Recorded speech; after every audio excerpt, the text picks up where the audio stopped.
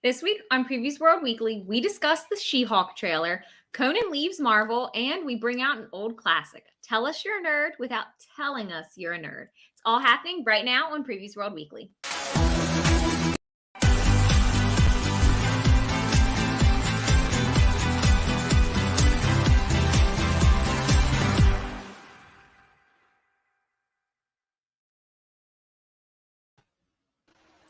What's up, Previews World? It's Wednesday. It's New Comic Book Day, which means it's time for Previews World Weekly. I'm one of your hosts, Troy Jeffrey Allen.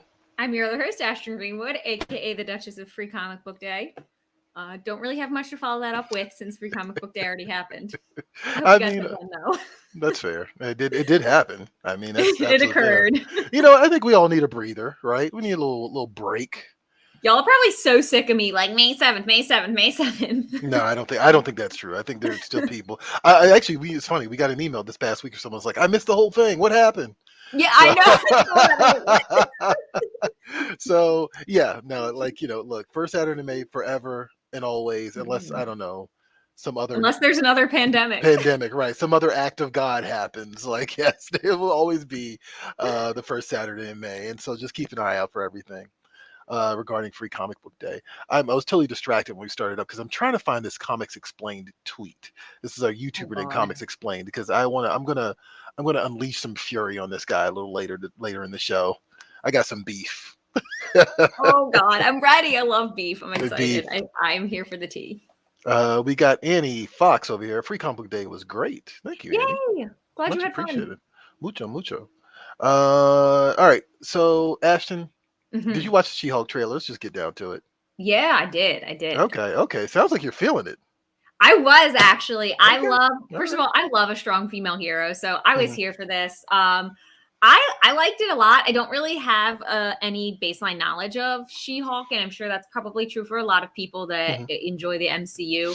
So I'm excited to learn kind of more about what this is. And I thought they did a good job of kind of like fitting in some things that are about like feminism, how it's difficult to exist as a woman, and then piling on top the fact that she has to be the Hulk and be a superhero and doesn't even want it. So I think there's going to be a lot of interesting layers to this. Yeah, no, I think I feel like this character probably suits the MCU probably the best.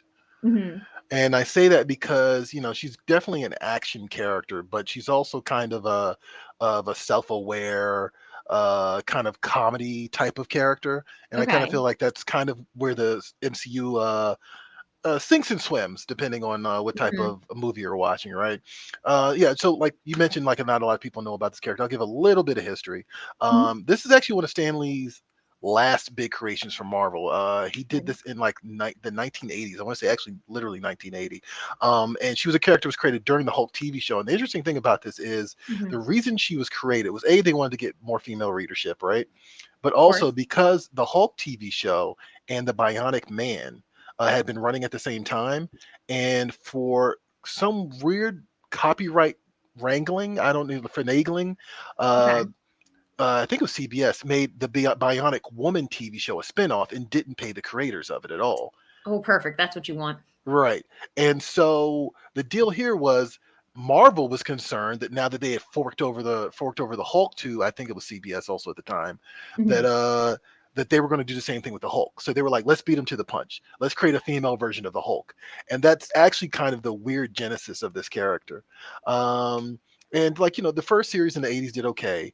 But the fourth wall breaking series by John Byrne that came in later in the 80s was the one that really defined the character. And she's been doing kind of the fourth wall breaking thing before Deadpool. Like it was her shtick before it was Deadpool shtick. Yeah. So and then there were runs by Charles Soule, which was actually a really great run. I know you like Charles Soule. I do. Yeah. And there was also a run by Dan Slott. And all these like really stand out. And I think the thing about the character is she's the exact opposite of what we expect from a Hulk. Right? She's super self-aware, like I mentioned, and she's happy to be the Hulk, which I think we're going to get to pretty fast on this TV show because that's very key to her character, is that she's enjoying the life of being a Hulk. At first it's kind of rocky because she's a Marvel character, right? So there has to be some turmoil, right? But eventually, as you can see, she kind of gets into it and then she just loves it. And she was very much modeled after 80s supermodels at the time too, like Cindy Crawford and all that stuff, So yeah. So yeah, just a little background on that. You know, CG a little wonky, but I kind of feel like that's something they already know and they're probably Yeah, actively fixing, and it was just for the trailer, right? I would So hope. yeah, I'm excited. Actually, I'm actually looking forward to this. And there was also a trailer for a Predator spinoff called Prey, Hmm. which not a lot there to go off of, but I am curious about it because I love the Predator, even when they get him wrong like 17 times from between 1987 and now. I still am Oof. kind of into it, right? Like I just love I love the premise. I love the hunter survival, alien Mhm. creature, humans have to stand up against thing, and like his motivations are always simple, or its motivations are always Yeah. simple, and I think that's a really cool character in general. So curious about this. This is a Hulu show, which is also kind of wild. I mean, I'll So check it out. I mean, I just like the way the Predators look. I'm not even gonna yeah. lie. I'm that hmm shallow. Like they just hmm look cool. hmm They look like ugly, look like demonic Rastafarians. I love it. I absolutely love it. Like it's like a great looking character. Amazing. That's a great design. It's absolutely great design. Actually, the funny thing is, again, some random stuff that some of our viewers probably already know. Um, they were making the Predator in 1987, I believe, and they had a Mhm. completely different design. And Jean Claude Van Damme was before Jean Claude Van Damme was Jean Claude Van Damme. Wow. Like he was the Predator. He was in this costume, but he was the Mhm. Predator. And I think they got pretty deep into production before they were like, this costume looks stupid. Oh, Go hire, yeah. go hire Stan Liston. Go do this over again, and they did, and it saved the entire movie. Because I don't think we would be talking about it today if they had gone with the original Mhm. design. Look it up if you want to. It's actually pretty nuts.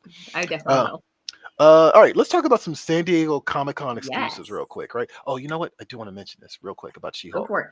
If we don't get, I don't want an episode. I want a season of Jennifer Walters versus Matt Murdock, Daredevil in court.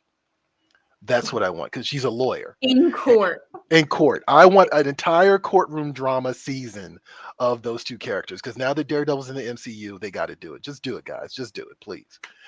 Anyway, yes, San Diego Comic Con exclusives. Mhm. What's going on here, Ashton? What's the deal? Yeah, so San Diego Comic Con is back in its regular July slot this year. Be Thursday, July 21st through Sunday, July 24th. And we have just announced all of our previews exclusive items that you can get at San Diego Comic Con. We have quite the list this year, and it's a good mix of, different creators, DST, Bandai, Beast Kingdom, the Little Subjects, Taya Toys. And it runs the gamut of like Marvel stuff, some DC stuff, Cobra Kai, Transformers, like Robo. Hey, Ashton, The whole Ashton, shebang. we're kind of having you blip out again. Why? I hate it. I don't Troy, know. can you hear her now? Yeah, I can hear you now. Okay, continue on. Say it. Continue. Okay. say something. Say anything. I don't know. I don't know what the last thing I said was, but I just was pointing out that it's a good mix of different vendors. Some stuff from DST, some stuff from Loyal Subjects, Beast Kingdom, High Toys, Oh, and Bandai. you're dropping out again. Yeah. Ah, Sorry. I don't. Yeah, I don't you know what to do about that.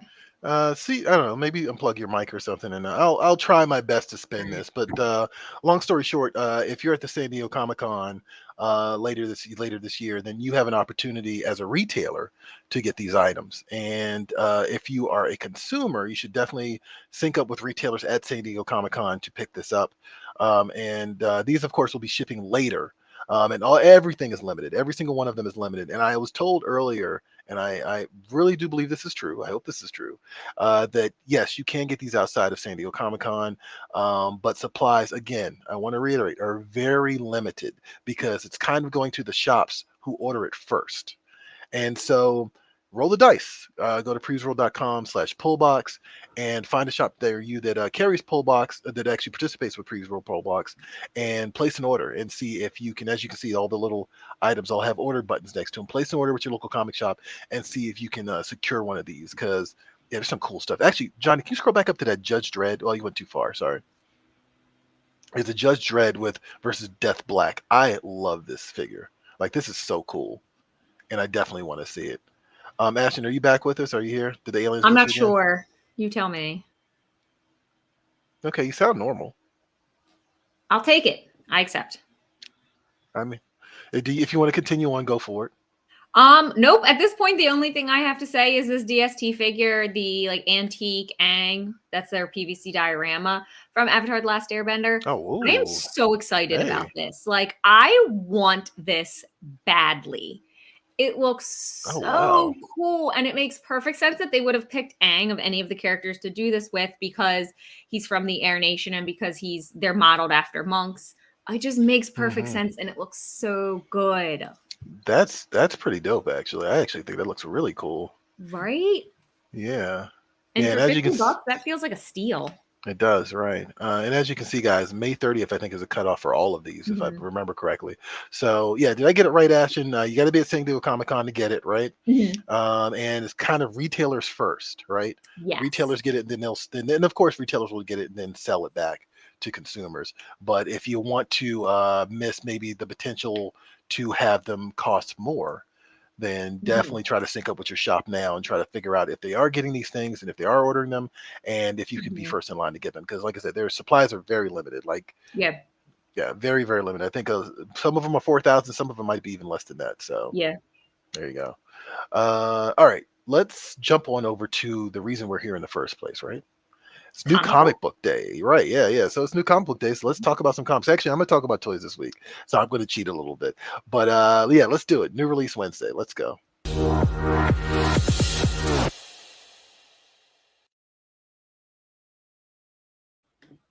All right. 1, 2, 3, not it. That's fine. I'll go first. All right, I'm ready. You're ready. All right. Okay, my pick this week is Clans of Ballari from Aftershock Comics, and I picked this for two reasons. Well, one reason, and that is because it's got two of my favorite things, and that is space and dystopian futures. So easy sell for me. It takes place in space. Love that. And basically on the far distant side of the galaxy, where kind of the hub of culture is taking place, there's this isolated branch of humanity that's trapped in this feudal dystopian system, and their order is maintained by a system of fear and oppression, and the leaders are incredibly tyrannical and just really like white knuckling their grip on power. Until eventually an orphan girl and her like adoptive father, they've kind of created this makeshift family unit. So seeds of revolution overthrow tyranny. And of course, there's kind of like this looming alien threat that's kind of the backdrop of this entire thing. So you have like the dystopian future and this revolution taking place, and all the while there's this looming alien invasion that might also factor in, probably will factor in. And so this is a trade paperback. It was a mini series, so this is issues 1 through 4. It's the whole series in one go. You can binge it. That's what I'm gonna do. And I'm excited because I really like Aftershock, and they do horror very well. They kind of have a firm grip on that, and I'm interested to see kind of how they do in a sci-fi field. Oh yeah. I mean, they did. What was that book that we were both crazy about? Relay. From Aftershock. We were both nuts about that book when it first came out. Yeah, that was a fun one. Good. That was a cool one. That was actually really inventive and really creative. Yeah, so no, shout out to Aftershocks. Actually, there's a book called Lion and Eagle, which I started, and it's Garth Ennis, so of course I picked it up. And I started it, and I need to go back and get, I think it's the 3rd issue of the series. But yeah, another good one from Aftershock. If you guys are looking for stuff from Aftershock Comics, definitely worth shouting them out.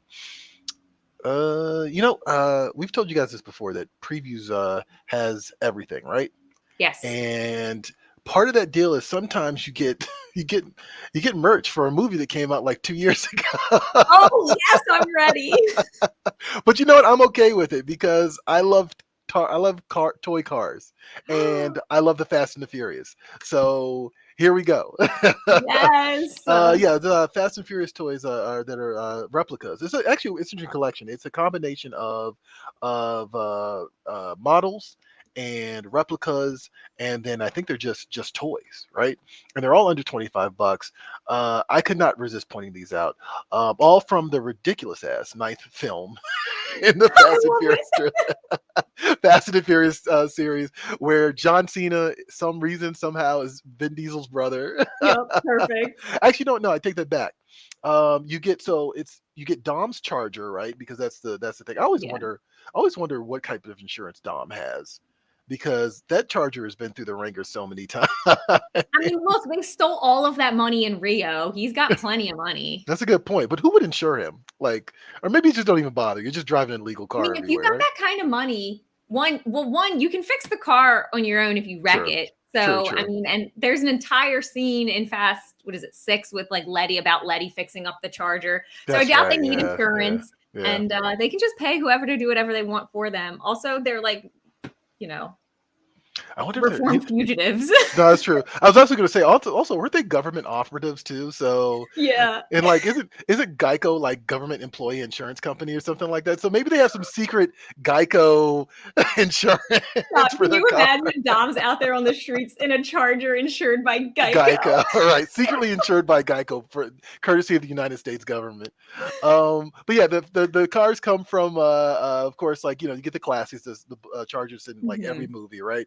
But also cars from the Netflix Spy Racer series, which I have no real interest in ever watching, but it exists. And Fast 7. So like, a nice little combination of things, like super detailed. And I had to laugh. But of course, Vin Diesel's dumb face is on the packaging. So Hold on. I got two things just happened in my brain at the same time.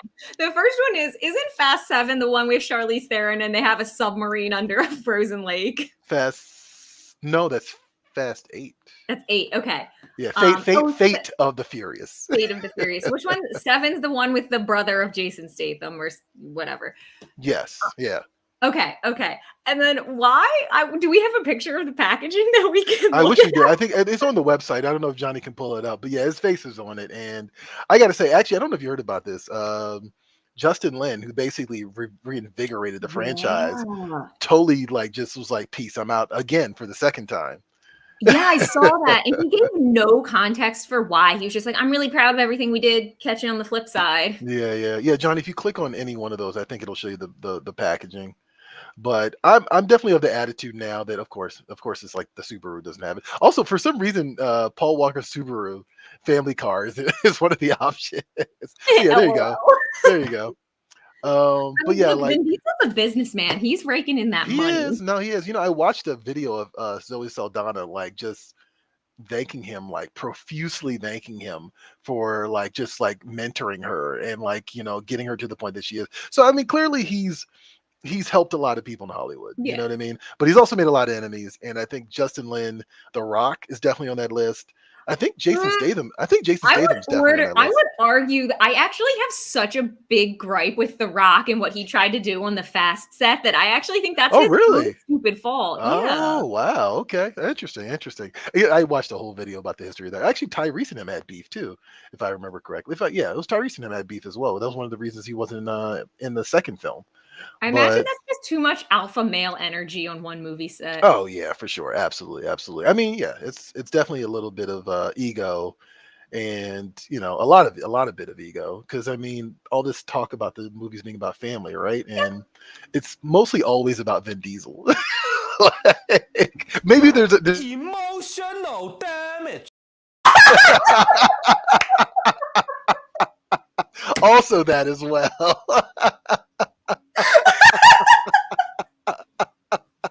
Oh, the timing of that was great. I love that. Also, one of my favorite memes, by the way. Right, 100%. Hands down. Always laughing, no matter how many times I see it.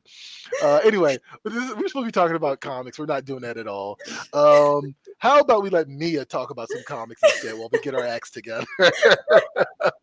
Here's what's new at comic shops for the week of May 18th. Sorry, there you go. Every week, we give you the rundown of some of the books hitting the shelves for the first time. Here's what's at comic shops for the week of May 18th, 2022.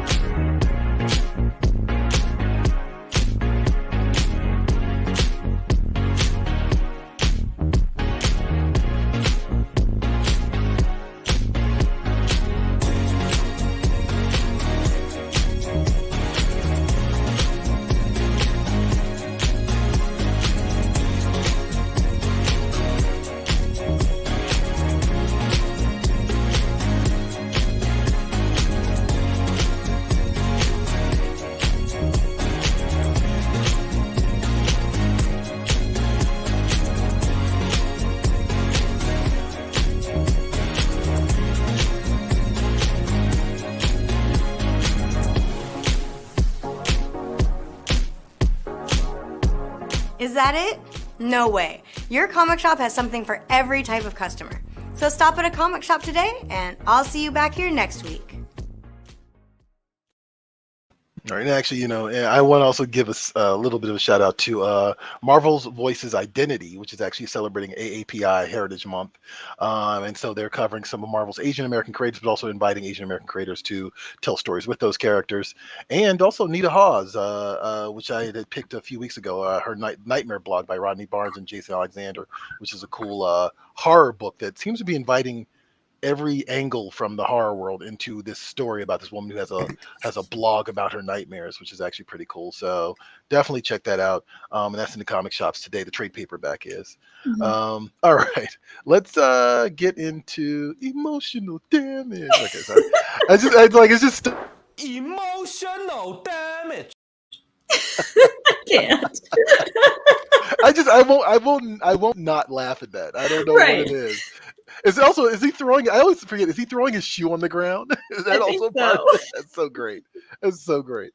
Anyway, let's do some news. Let's talk some more about comics. Ashton, you ready? I'm as ready as I'll be. Okay, that's fine. Let's go.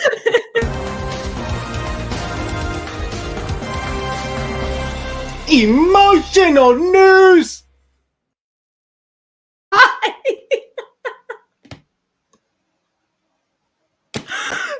I was good. I was so ready. fun. No, Oh, I don't even know if we said hi to people actually. Ubaldo, hello everyone. Running a little late. You're on time, Ubaldo. It's okay. We're definitely not professional right now, so don't worry about running a little late. Annie Fox and Mia cooks a mean steak. I don't know what that means. Oh my God. I saw this. Anna Mia was posting over the weekend. She had gotten like a 3.5 pound yeah. rib, whatever, and cooked it. It looked great. That's right. Okay, I'll have to share that with her, Annie. I'm sure she'll appreciate that. All right, let's get into some news. What is going on with Conan and Marvel? To be honest, this week's news is emotional, so we are on theme. Marvel is allowing their publishing rights to Conan the Barbarian to lapse, meaning Conan will be departing the Marvel universe here shortly. So he'll be leaving following the conclusion of the current King Conan series. And Marvel just decided to not renew its publishing rights with the Conan Properties International, which is owned by Heroic Signatures. But that won't be the last you see of Conan. The Heroic Signatures CEO, Fred Malmberg, said, "We had a wonderful run with Marvel Comics, but ultimately they have decided not to extend their license beyond this year. Conan has more than 50 years of comic book publishing. We took the decision to pick up the baton ourselves, not only for Conan, but all the other wonderful characters and IP that we control." So Heroic Signatures will be launching their own publishing platform to keep moving forward and keep running with the Conan stories. And that'll commence next year, but no exact details on that exact date or when you can expect your next Conan story. And another interesting fold in this is that Conan the Barbarian is kind of heading Marvel's Savage Avengers series right now. New volume is set to launch on May 18th. And while it's not immediately certain what this announcement means for his place in the Savage Avengers series, there's been a lot of rumors that he'll probably show up in a more cameo role in future issues. Yeah, so that was the interesting thing about this. This is like, it seems like Marvel is in a position to continue publishing previous Conan stories. At least that's what I'm hearing. And I'm not getting these from like any particular sources that are concrete. This is just kind of what's going around the rumor mill. Right. But yeah, Conan is weird because it's like the UK has different rights to Conan stories than the US, and so that's how you're able to get Marvel publishing Conan the Barbarian and Ablaze publishing the Cimmerian, because Ablaze has the UK stories. Okay, yeah, I was wondering about that because I know you picked Conan stories from Ablaze before, and I've been like, "Well, is it the same guy?" Like, right? Yeah, it's really strange, and so that's how they've been able to get around it. And then the movie rights are completely separate too. Like someone else, I think a video game company, actually owns I think so. Don't quote me on that, but I think a video game company used to own the rights to Conan at one point. So whoever holds the rights in the US is just going to self-publish now. So that's kind of interesting. We'll see what happens, and hopefully we'll see them in the future issues of previous catalog. Fingers crossed. Yeah. What else we got? More comic book theft, which we've apparently learned is not something you want to do. So 2 thieves broke into the Niagara Falls comic shop Freak Show Comics on Monday, May 2nd, and stole an estimated 20 grand worth of comics. It took them less than a minute to do it. So there's footage from the store's security camera that Freak Show Comics posted on their Facebook page that shows the 2 people. They're both wearing hoodies. They kick in the front door, straight to the display case, start grabbing comics and just like jamming them into short boxes and then hightail it out of there. Wow, okay. And they took a lot of stuff. And I mean, the full list is available online. Freak Show Comics has shared it on their Facebook page. And they took a number of Amazing Spider-Man books, X-Men books, Avengers, Green Lantern, so on and so on. But probably the top thing that they managed to get their hands on is a CGC graded issue of Amazing Spider-Man #6 signed by Stan Lee. Wow. Which is really upsetting. None of the comics have been recovered as of yet. It's been just over 2 weeks since they were stolen. But if we learned anything from reporting on these stories in the past, it's that we will be discussing this again 3 months from now after they're all found on eBay. Right. No, I mean, that's, yes. And like you pointed that out yesterday, and I was like, damn it, she's got a point. That's a right. Every one of these stories, I mean, like if you steal comics, I guess ultimately the goal is to flip them, right? Sure. What else would you do? And yeah, like I guess eBay is probably the best place to do that. So they always flip them on eBay and they always get busted every single time. Right. Yeah. I remember the last like comic book theft story we did, though. One of them was like, this person tried to sell it to a comic shop. I'm like, you're dumb. Why would you do that? It's really interesting to have like this Ocean's 11 level of like heist going on, and then once they get the prize, once they get the booty, right, they don't know what to do with it afterwards. Why would you take a stolen comic book to a different comic book shop and think that they wouldn't know it's stolen property? Right. And wasn't it also in the same state? I feel like it was. Yes. Yeah, that's right. Jeez. Okay. Troy, I have to say something here because Annie Fox brings up a good point. Like, aren't they all serial numbered? And I don't know about serial number, but they have a barcode. They have a barcode, right there at the top. Yeah. So I don't know if they realize, but there's got to be some kind of way for if these get sold. I mean, I'm guessing like if you're buying it on eBay, like they're not really going to check it, but there's got to be a way to like scan that barcode and have it be in a system. Like, okay, this is stolen. Yeah. Actually, I forgot about that, but you're absolutely right about the barcodes. Like that's a real thing. So yeah, this whole case is about to solve itself. We'll be back here in like probably about 2 months, giving you guys like the solution to this one as it always is. Jeez. Do better. or just don't steal other people's stuff. Also true. Or sell it on Facebook Marketplace or something. It's like less hot. Right. Have a yard sale. Right. Have a yard sale. Actually, I shouldn't be giving them tips. That's not the right move either. All right. So actually, this is about the point where we normally would do a trailer for this week's show, and it just so happens that I've heard that Johnny Rose made a hot trailer for Hakes' Star Wars auction that's going on right now. Is this true, Johnny? Correction. It was not me. It was our other video editor, Riley, who did it. Okay. Shout out to Riley. Shout out to Riley. All right, Riley. Well, let's see if Riley actually delivered. Let's do this. Let's show you the Hakes auction, Star Wars auction trailer, and when we come back, I'll tell you a little bit more about it.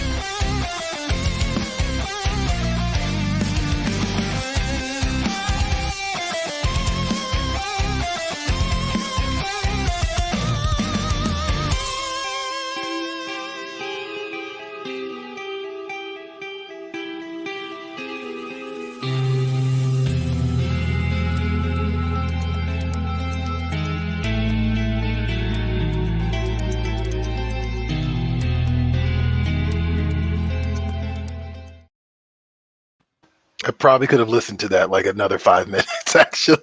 Yo, I was vibing. Actually, got Jeff Swab saying Star Wars music was pretty awesome. Which band artist is that? It said Galactic Empire at the end. Is that right, Johnny? Yeah, that's a band called Galactic Empire. We actually reached out to them and they gave us permission to use their music in the promo video for the Hakes auction. So, but definitely follow them on all their social media, YouTube, Facebook, Instagram. They have like a bunch of videos. Do they have a Duel of the Fates remix? Yes, they do. Oh, okay.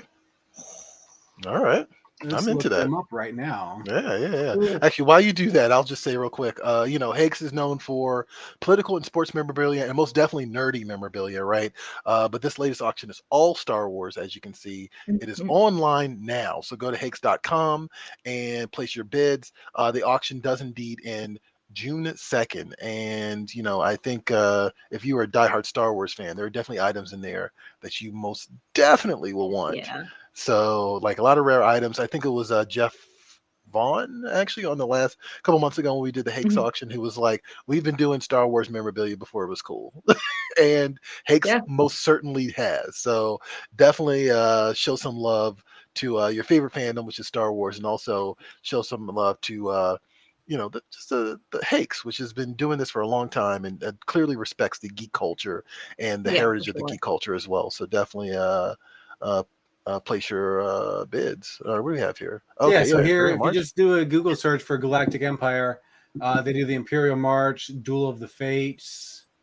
They get a Galactic Empire here. So they have a whole bunch of different videos there. So. All right, cool. If you love the Star Wars heavy metal, this is the place you want to go.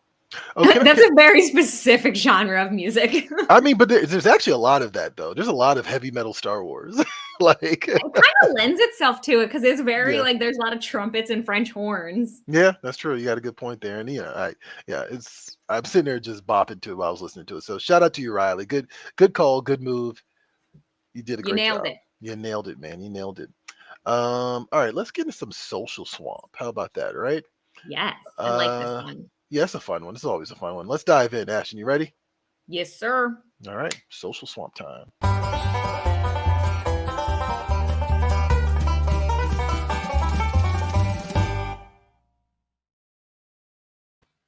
This is one of our favorite topics, and we bring it back every couple months. So we asked you guys to show us your nerd cred and tell us you're a nerd without telling us you're a nerd. Give us a picture, leave us a quote, whatever it is. So let's see what you guys had to say. Oh, God, I can't read that. Paul. Hi, Paul. Paul says, my wife loves Disney. I love Marvel. Oh, these are cute.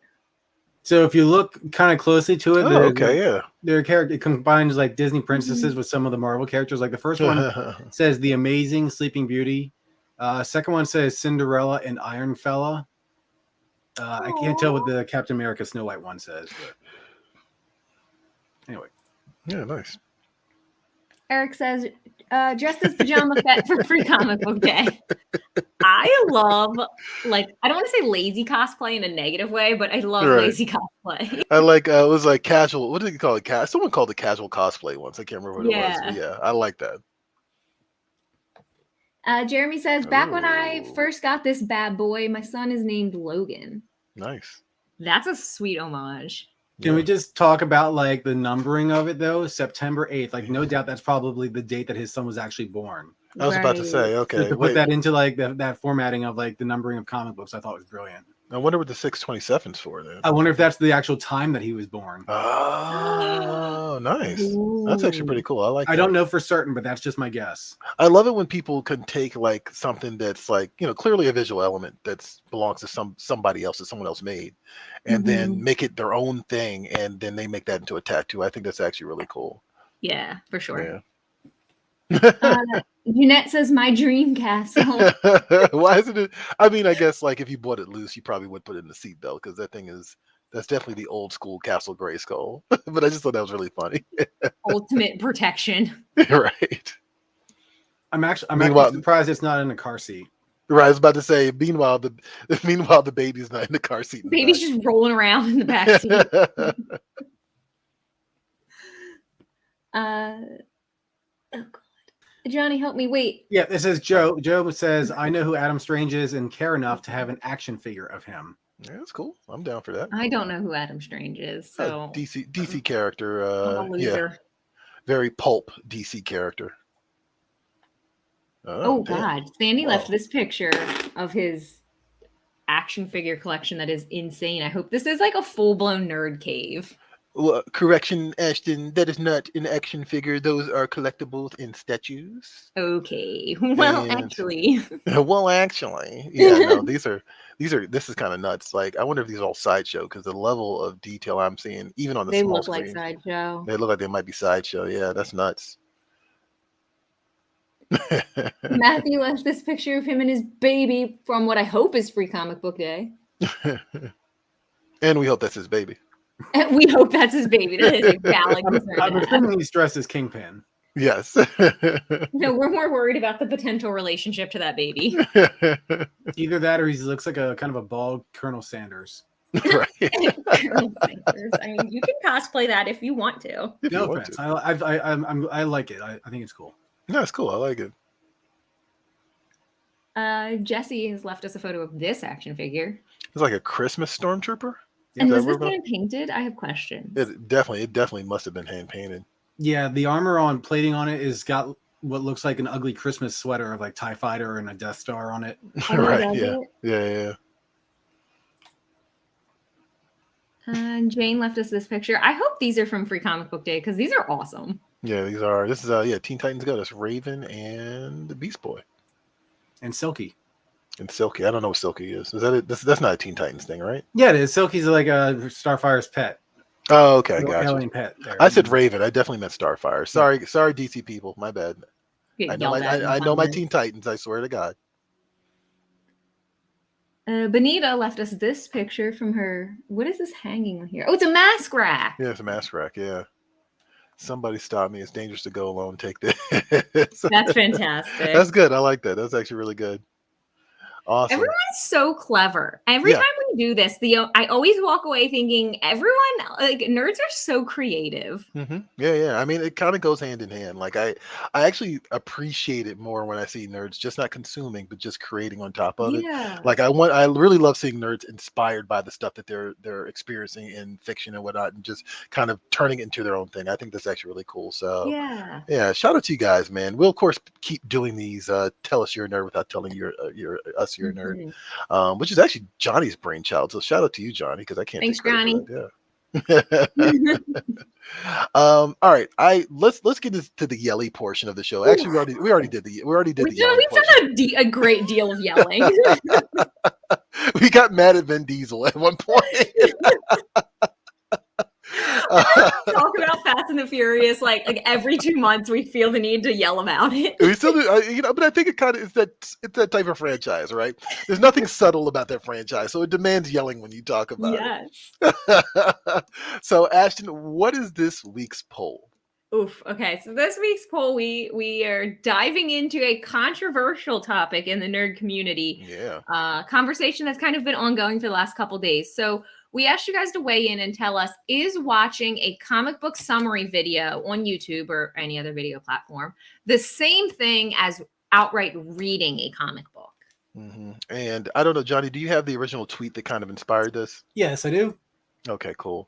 Because I just wanted to point out, I just want to give credit where credit's due, because people definitely be like, you stole this from Gregory. Yeah, we did actually, because I saw it on Twitter, and I was like, you know what? I think it's something that has crossed my mind without actually giving it a lot of thought. And sorry, if you can just go back to him, I just want to give him proper credit. And like Gregory Paul Silber basically threw this out here into the internet, and as you can see, 632 retweets, 153 quote tweets, 6,734 likes. And we always joke about ratio, right? And I'm looking at this, I'm like, 153 people were mad at him and had something to say. 100%, that's what that quote tweet is about. 632 people actually agreed with him, and definitely 6,734 people agreed with him as well. So, but I wanted to kick this around because I thought this was really interesting, and typically would do something like this for Social Swamp, but I figured this might be more interesting for a poll this week. So, yeah, I don't know. Have you ever watched a YouTube summary video for anything that you've intended to read or wanted to read or were curious about?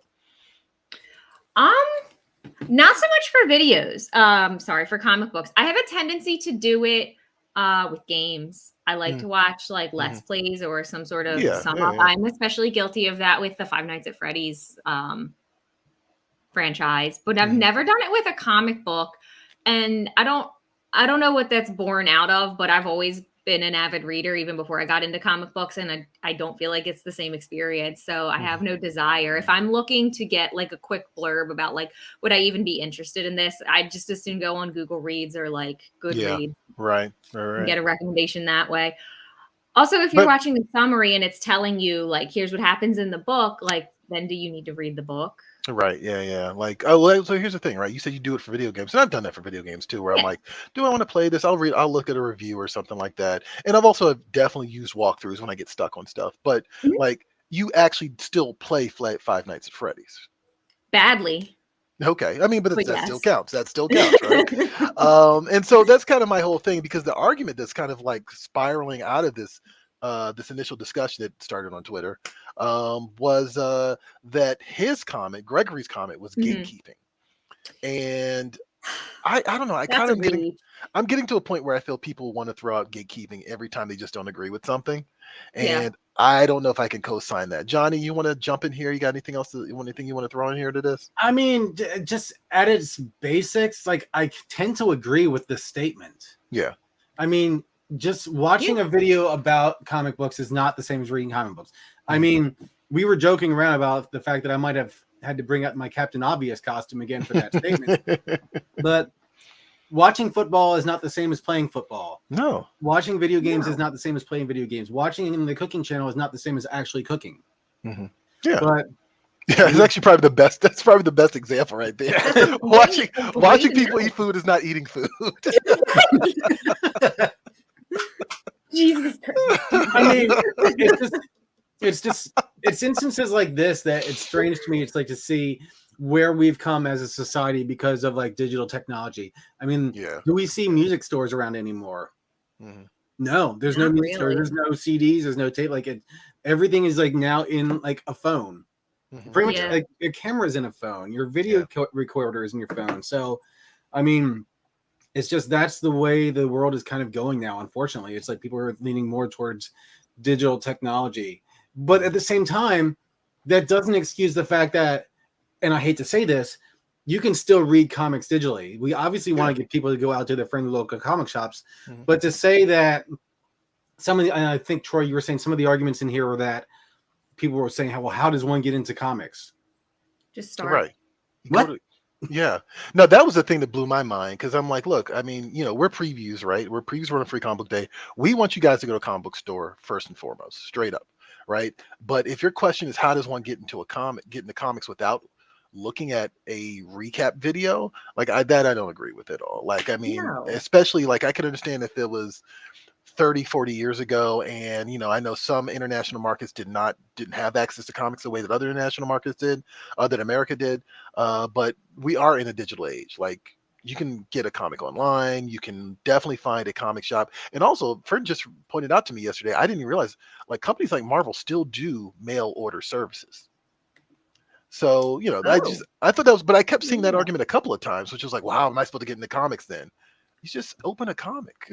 You just go find a comic and read it. Like, I mean, it's a certain level of like laziness is just watching a recap video. It's a much more succinct way than reading. That's going to take you, I don't know, X amount of time, depending on how quick or slow you read, but it's not the same experience. And to some extent, I could maybe understand if someone was trying to make the argument about like, it's kind of hard to jump into Marvel or DC because all of the stories are very twisty and are happening across several different titles. And that can be a lot more challenging. But at the same time, it still circles back to like, just Google it. Like, it'll tell you where to start. Or better yet, like, I mean, Previews World does start here articles weekly that will tell you, if you don't know where to start, we will tell you where to start. We've done the work for you.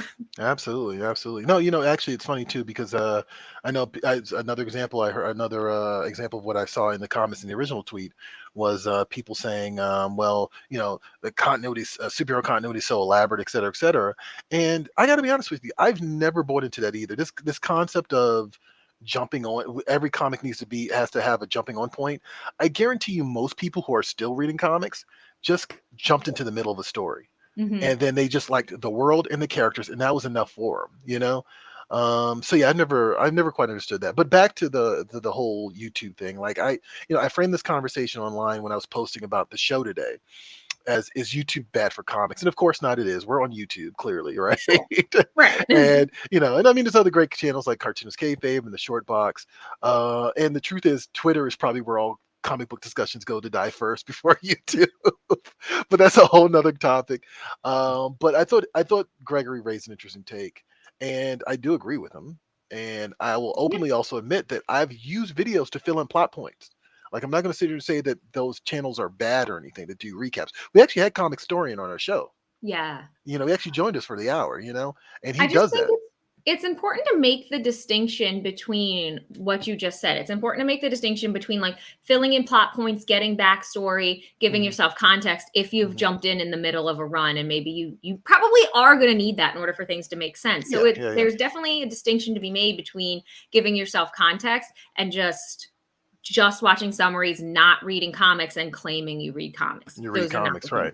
No, I mean, like, you have those big superhero crossovers, and truthfully, I don't want to read every little book that spins out of those. So I might meet the main book by the writer I like, and then I'll go to YouTube and be like, oh, is this what happened in Four Bushman Secret War? Like, you know what I mean? Like, whatever it is. And yeah, I just think that's really where the people went that route with it.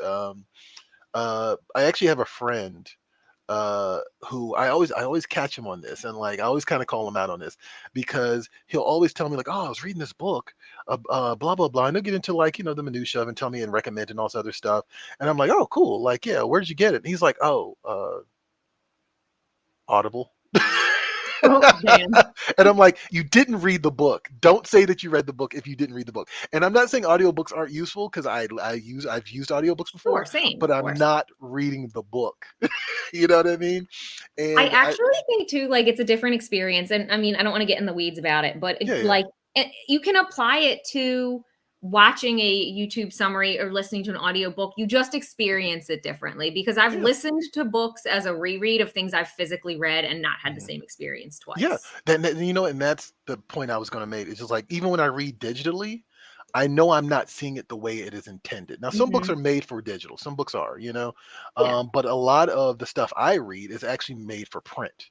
And, when you're reading it not the way it's intended, or that takes away from the experience. And so if someone's just reciting to you what they understood, and I think that's also key, reciting to you what they understood in the story, you know what I mean?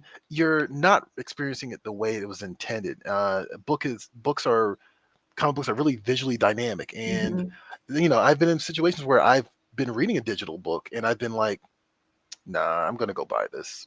Just because I'm like, this is clearly this creative team is doing more than what my phone can do. Like, you know what I mean? So that's a great point. Yeah. But yeah, I think Johnny definitely knocked it out of the park. Is watching people eat is not the same as eating.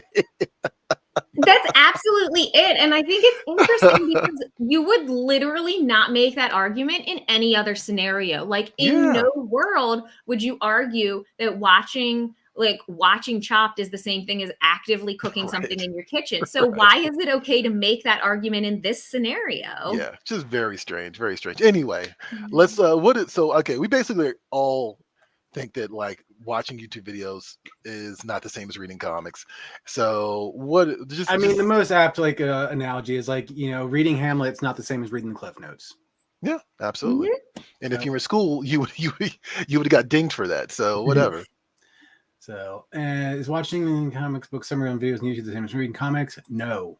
It's just a blowout. It's a blowout. So, look, Greg, we got your back, because I saw the comments in there. People getting real nasty in there, calling them every name in the book. And I'm like, come on, man. This is ridiculous. I'm worried about this 8.6%, though. Yeah. I'm a little concerned about you. I mean, look, guys, I saw someone else point this out.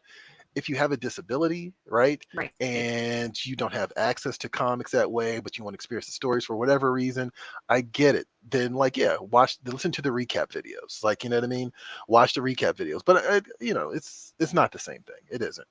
I said Annie Fox says, can't smell it if you don't read it. I love the smell of comics. Is that nerdy? Yes, Annie, it is. It is dirty. But I totally love understand the what you smell mean. of like book ink. Yeah. Yeah. Book paper, absolutely. But Troy, Nice. I'm gonna take that a step further. The books from like the early '80s, late '70s, like when it's actually in, like newspaper print. Oh yeah, absolutely, yeah. Like the old school stuff. Yeah. I'll buy like actually speaking of Conan earlier, I repurchased some I had a choice between reading the reprinted hardcover nice new version of Conan the Barbarian and by Robert E. Howard, some of the Robert E. Howard collections, and buying like this beat up pulpy Amazon copy that I like that was online. I bought the beat up one because I was like, hey, this copy needs some love. And I like the newsprint. You know what I mean? I like the paper and all that stuff. I want that experience. So absolutely. All right, let's move on, I guess, because I could talk about this for a long time. Comic shop shout out time. I said I was gonna call it Comics Explained. I'm not gonna be petty, but he definitely said he was sick of comic shops and he wants to read everything digitally. And you, sir, are a fool, and I will say that 100% on this show. Anyway, just a jerk thing to say. Yeah, I absolutely just totally like just kind of like lost any interest in anything he had to say after that. It was like, come on, dude, what are you talking about? Emotional damage. Maybe is that for me? Is that for him? I don't. I feel like that's gotta be for him.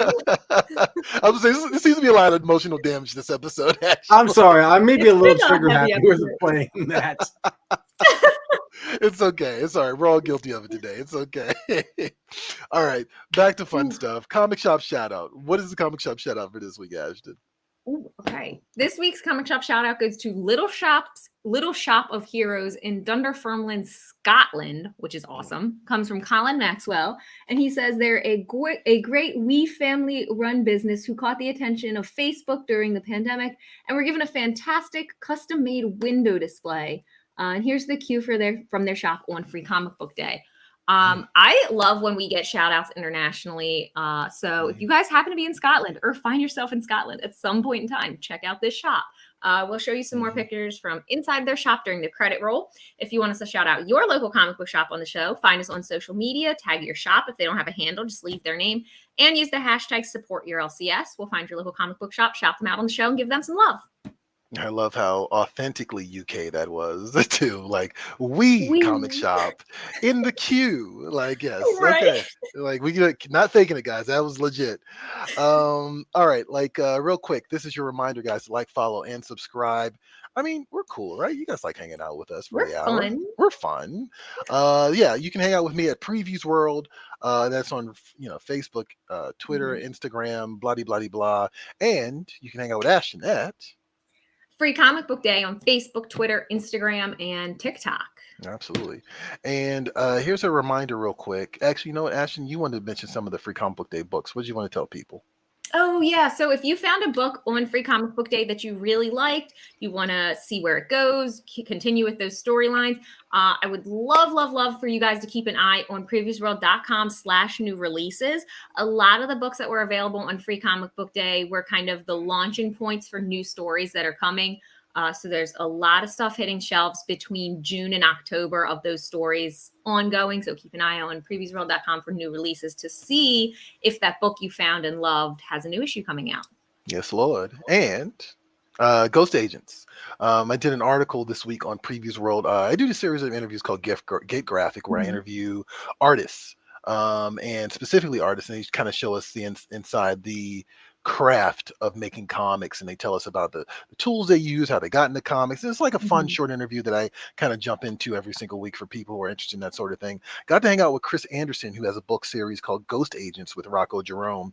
It's a Kickstarter book, so this is a little bit different. It's not immediately available at comic shops, but Chris has an interesting style, and he kind of takes us through the genesis of Ghost Agents, which is, I got to say, if you're a fan of Jim Steranko or S.H.I.E.L.D. in general, or even 60s pop science fiction, this is probably I'm saying 60s pop spy fiction. This is definitely the book for you. So yeah, check that out. That's on the website now. Also, we mentioned Savage Avengers earlier.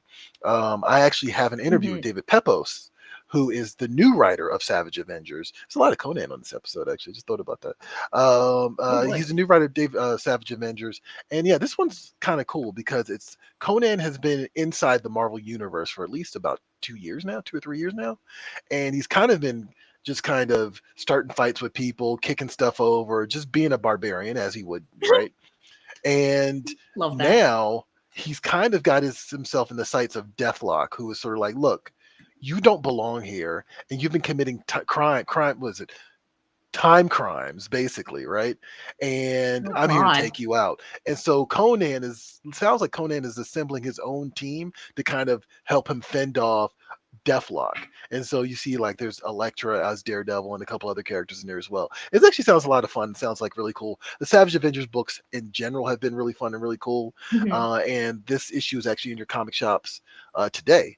So definitely pick it up and definitely check out the interview with David Peppo so you can get some more insight into that series. And 59 minutes and 12 seconds. All right. We ran a little long today, but that's okay. We did. We had a lot to say today. We had a lot to say. That's all right. That's it for this week's episode of Previews World Weekly, guys. I am one of your hosts, Troy Jeffrey Allen. I'm your other host, Ashton Greenwood. And we will see you all, every last one of you, at the Spinner Rack. Catch you next week.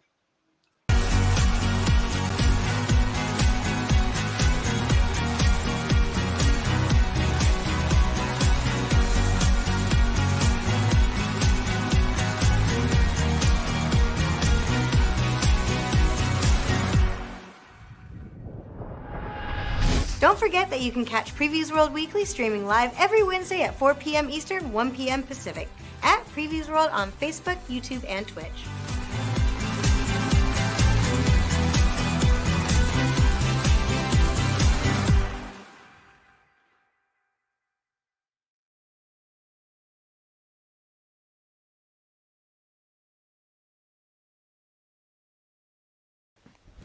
Emotional damage.